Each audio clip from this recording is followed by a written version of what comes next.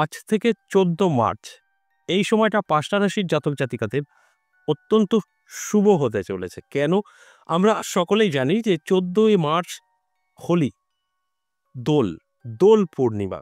এই দোল পূর্ণিমা অত্যন্ত শুভ বলে মানা হয়। এই দোল পূর্ণিমাতেই কিন্তু ভাগ্যের চাকা বদলাবে এই 5 রাশির। অর্থাৎ দোল পূর্ণিমা কেন্দ্র করেই এই আলোচনা। কিন্তু তার প্রভাবটা কিন্তু আজ থেকেই পাবে এই 5 রাশি। অর্থাৎ যেকোনো জিনিস আমাদের জীবনে যখন ঘটে তার আগে থেকে একটা কিন্তু প্রভাব বিস্তার করে।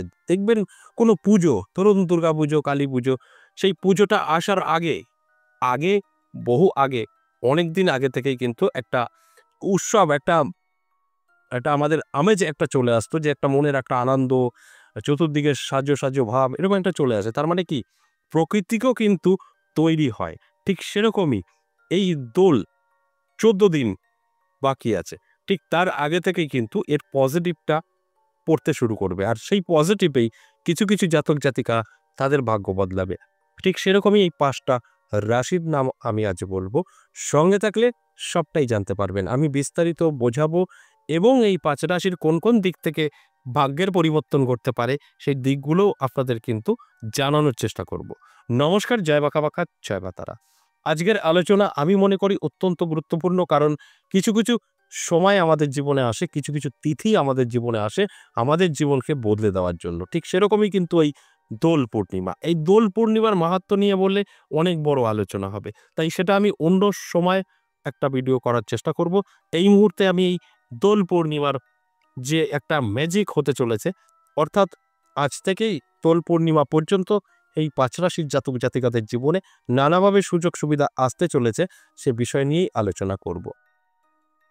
আপনারা যদি ভালোভাবে আমার এই আলোচনাটা শুনে সেইভাবে আপনার জীবনে অ্যাপ্লাই করতে পারেন, ভাগ্যের চাকা ঘুরবে। কি অ্যাপ্লাই করবেন? দেখুন, এখানে তো আমি রাশি বলবো, আর কি কি ঘটতে পারে সেই আইডিয়াটা দেব।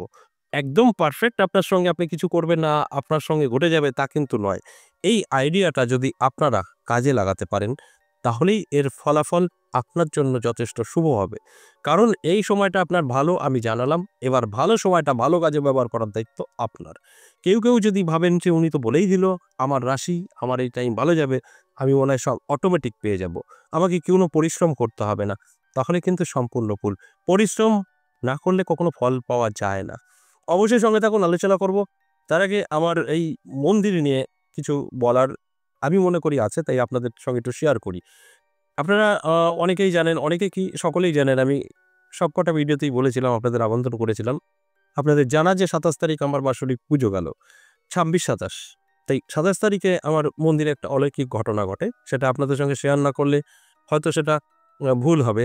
কারণ আপনারা সকলেই এর থেকে যে একটা পজিটিভ সেটা আপনারা বুঝতে পারবেন এবং আপনারা আপনাদের জীবনকে অনেকটা মোটিভেট করতে পারবেন।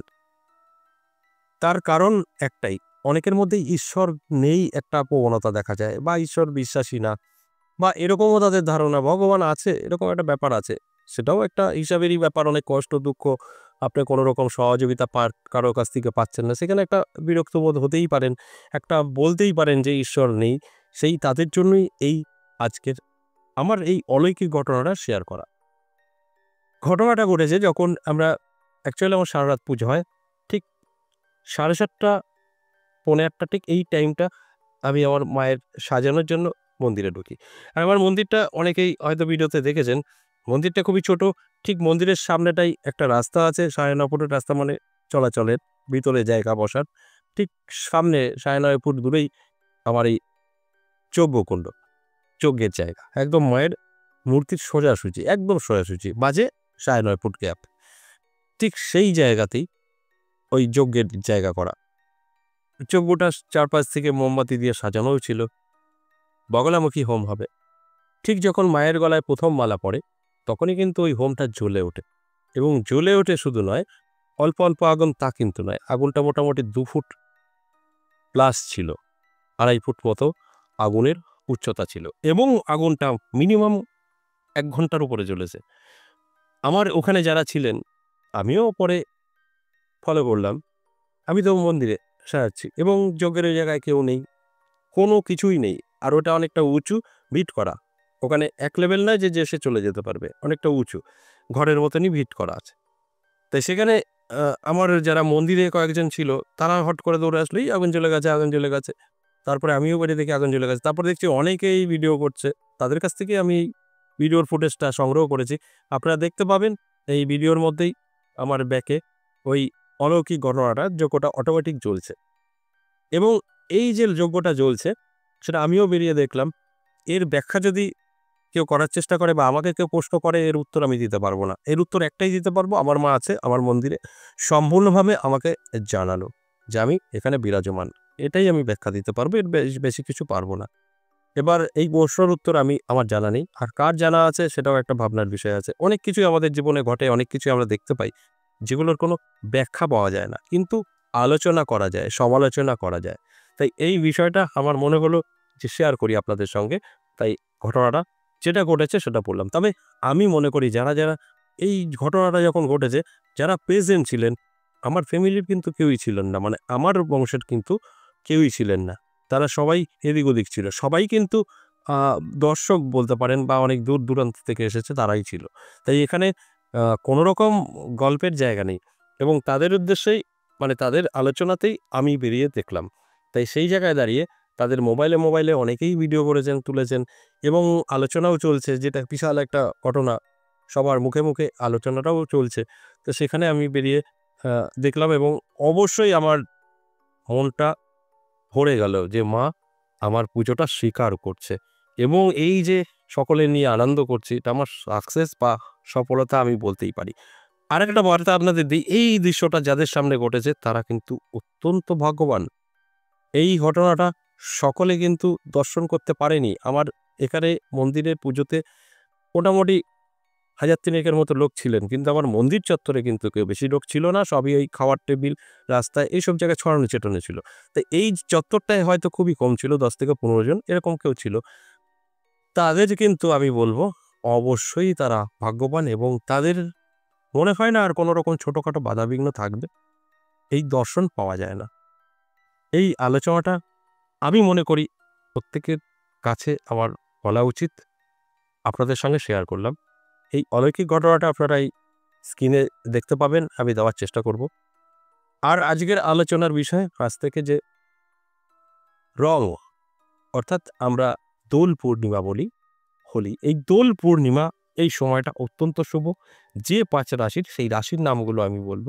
১ম এ মেষ রাশি, মেষ রাশির জাতক জাতিকাদের অত্যন্ত শুভ সময় থাকবে এই সময়টা। এই সময়টা মেষ রাশির জাতক জাতিকাদের জীবনে সুযোগ আসবে, যোগাযোগ তৈরি হবে, সম্পর্ক মজবুত হবে।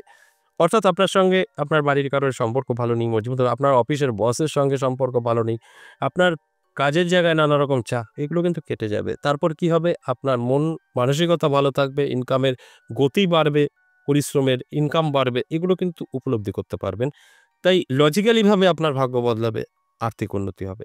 ২ নাম্বার কর্কট রাশি। কর্কট রাশির জাতক জাতিকাদেরও কিন্তু দারুণ সময় থাকবে।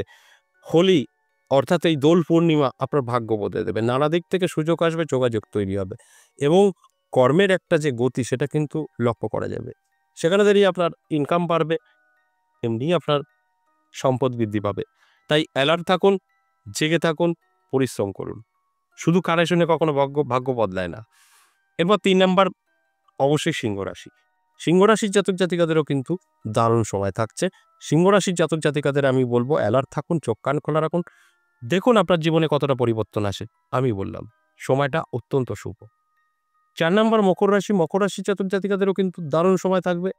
এই দোল পূর্ণিমা আজ থেকে এই সময়টা চোখ কান খোলা রাখুন, অ্যালার্ট থাকুন। আপনার যত রকম পরিশ্রমের রাস্তা আছে, যত রকম আপনার পরিশ্রম করার আছে, করতে থাকুন। ফল আপনার অবশ্যই দেবে ঈশ্বর, গড, আল্লাহ যাই বলুন না কেন। সময় না অত্যন্ত শুভ। সর্বশেষ মীন রাশি।